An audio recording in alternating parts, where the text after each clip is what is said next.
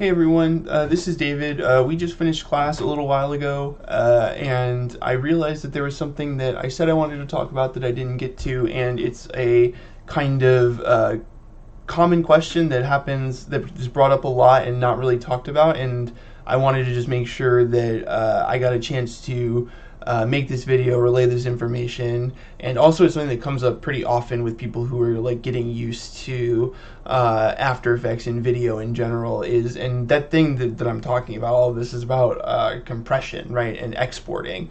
And I just kind of want to, this isn't going to be necessarily like a show you how to like really dive into your export settings situation. This is just going to be like, if you need to output like general purpose, going to work for most of the stuff you want to do, how do you do that, right? And so that's exactly what we're going to do. So I have this animation here, and just play it down, and I'll let it load into RAM. Right, so it's just this little guy that I made for class earlier that is now just cleaned up a little bit. I added a little bit of noise in this shadow, and I added some wiggle on it so it looks like it's moving. Everything, basically a lot of the stuff that we talked about in class today. And so when I'm ready to output this, what are the things that I can do, right? And so the kind of traditional way in After Effects is to be in the composition that you want to be in and go up to composition, add to render queue, right? So if I click that, it comes over here, it puts it in this render queue. I'm not even going to talk about this because that's not how I want you to render, right? I want you to render, so if I come over to the comp that I want to output here, how I want you to render is come up to composition and add to Adobe Media Encoder queue. Or if for any reason you do need to add multiple items, you can select all the comps you want to render, drag them into this render queue, and then click the Q and AME button, and that'll queue them all up for you at the same time.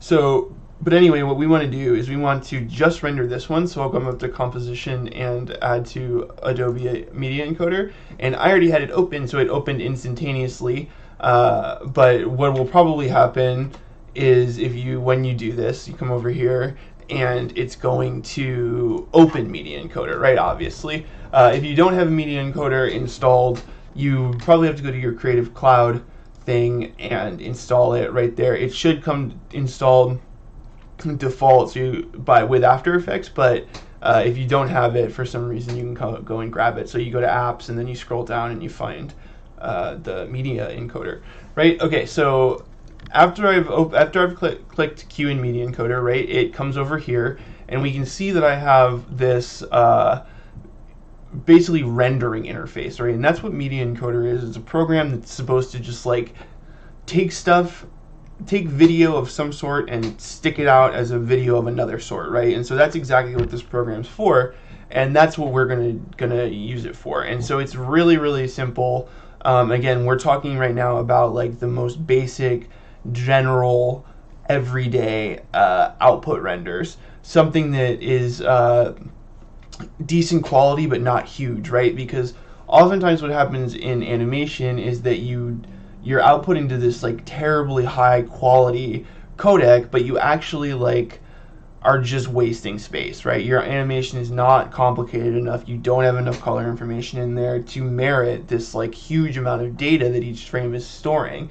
And so I'm going to show you this technique to basically get an all-purpose kind of meet in the middle quality to size ratio sort of thing. And the way that you do that is really simple. You just come here, and these are basically the different codecs or video formats you can choose, and we're going to choose this one called H.264. And H.264 is the standard for basically all video that goes online. Like every Instagram video is H.264, a lot of YouTube videos, most Vimeo videos, I think if you choose to download them, they've actually been converted to H.264. And furthermore, if you're working on a Mac and you've ever opened something that you've rendered in QuickTime and it says converting or whatever, QuickTime is actually making that into an H.264 so it can play it back better than its own formats, right? So we're going to choose H.264, and then essentially you have these presets, and the ones that, if you know what you're putting out to, right, if you know you're putting to YouTube or to Vimeo or something, you can definitely use those presets. But I would say that these two at the top match source high bitrate and match source medium bitrate are your go-tos, just depending on like how much quality you think you need, right?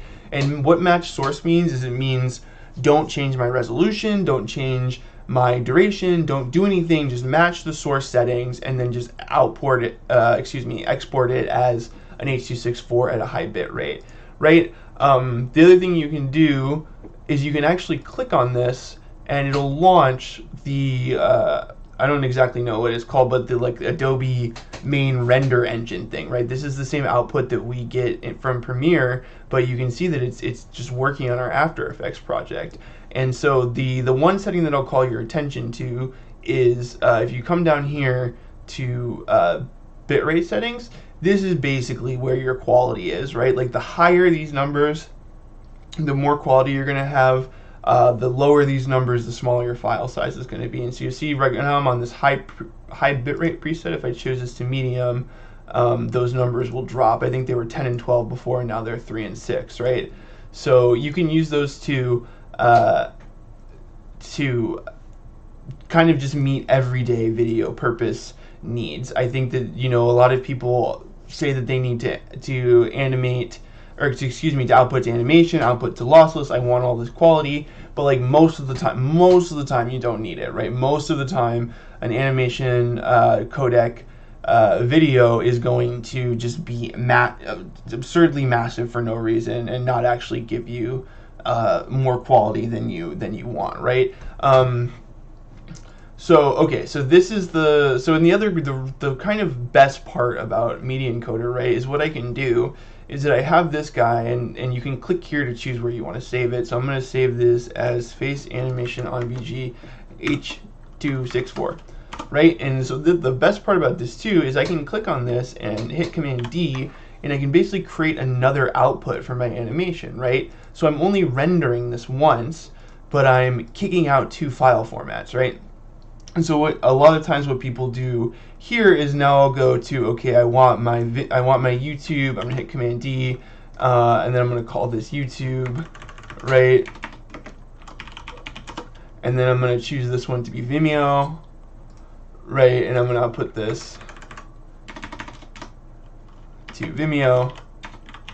And so what you can do is you can create multiple outputs, right? Which is really good. And so something that I'm going to do is, and then you can also you can straight delete these, right? Something that I'm going to do is I'm going to look at that animation codec that if you're on a Mac, it's going to want to render for you just like default. So I'm going to come down to QuickTime, and I'm going to click here, and I'm going to change that codec to animation and hit match source so that all of my stuff is the output. And we're just going to look at the quality that we get from this animation render to the file size versus what we get with this H.264.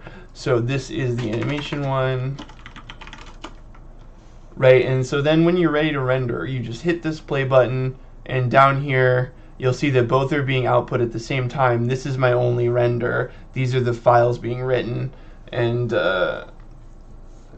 yeah, it sped up at the beginning there, but I think it's because I had rendered this before when I was doing a test, so I think it had kind of remembered a little bit.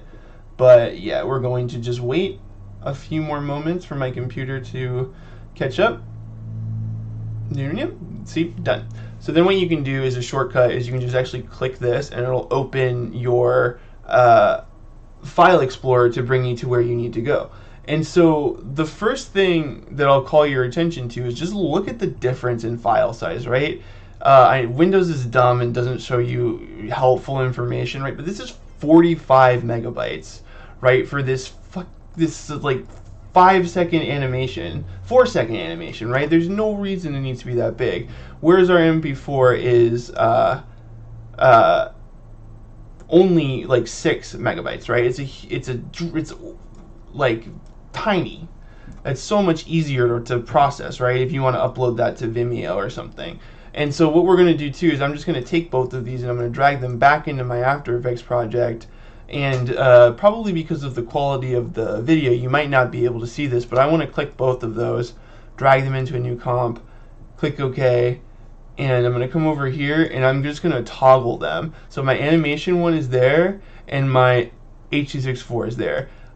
Again, you guys probably can't see anything. There's literally nothing is changing. There's a tiny little shift in the hue but like it's so similar for the sake of having a file that's like, you know, basically like an eighth the size. Like, of course, that's a worthwhile trade-off, right? So avoid the animation, stay away from it, unless you requested that, or you need alpha, right? That's the kicker, is if you need alpha, you can use it, because H.264 won't do alpha. So yes, so that's the everyday purpose or whatever. And then if for some reason you do need something with alpha, or you do need something with some higher quality, for whatever reason, perhaps you're like working on 3D renders and you're just trying to wrap your image sequence into a movie or something, you want to retain really high quality. I'm going to show you what we call intermediate codecs, right? Intermediate codecs are, just deleting that second render option, are codecs that are not meant for final output. They're not meant to be given to Vimeo or to give to a client or anything like that, because they're too heavy, but they can be used for internal working purposes, right? So like if I need to pre-render something, if I need to give an editor a render who they're then going to put into their timeline and assemble, how you do that is use an intermediate codec, right? And most of the time, especially if you're working in a Mac environment, like a lot of design shops are Mac-based, we're Mac at my work, you're going to be using QuickTime, right? And so what I'm going to do is, in the same way that I kicked out that animation, I'm going to come here and I'm going to change this now to this DNX HR, DNX HD, right, video. And this is essentially the Avid codec, and Avid is a video renderer. And we use this one a lot. And so oftentimes, like your operating system and stuff won't recognize this. So if you try and look at this in like QuickTime, it'll be like, what the heck? If you don't have the codecs installed. But After Effects, Premiere, all of the Adobe suite comes with these baked in. So you can use this DNX HD and HR. The other option here that I don't have because I'm on a PC, but if you're on a Mac, you likely have the ProRes codecs, and the ProRes codecs are used. That's what we use at work. Those are pretty standard, and you want to use the 422HQ most of the time, and the 4444 if you need alpha. So speaking of alpha, how do you add it, right? So what you do, oh, my video doesn't have alpha, but it won't let me output, right? So it shows none, but there are settings down there for alpha. If anyone has any questions on that, we can look at it. But and so I'll just kick out this also just for a size comparison. So DNXHR, and I'll just render that again. It should go quick because it rendered it already, right? And you can see that this one's even bigger than the animation, right? Again, this is not supposed to be meant as a working codec. It's supposed to be just for passing files that you need to keep a really high quality, right? So use that if you're pre-rendering something that's complicated, if you're gonna, because the main problem is when you start double, triple, quadruple compressing, right? Once I bring in this compressed asset and then I'm gonna compress it again, you're going to lose quality really quickly. Whereas if you keep a really high fidelity DNXHR or ProRes file, you'll be able to like compress that without feeling like you're double compressing it, essentially, right? So I hope that was helpful for you guys. The gist of it, again, just a really quick recap, is go to the comp you want to render, go to composition, hit add to media encoder, come to here, choose H.264, choose match source high bitrate or medium bitrate, depending on what you need, or a specific website, and then click go, and change the path where you want to put it here, and then click go, and you're all set. And hopefully that was helpful for everyone. And if you have any questions, hit me up on Slack. Have a good night.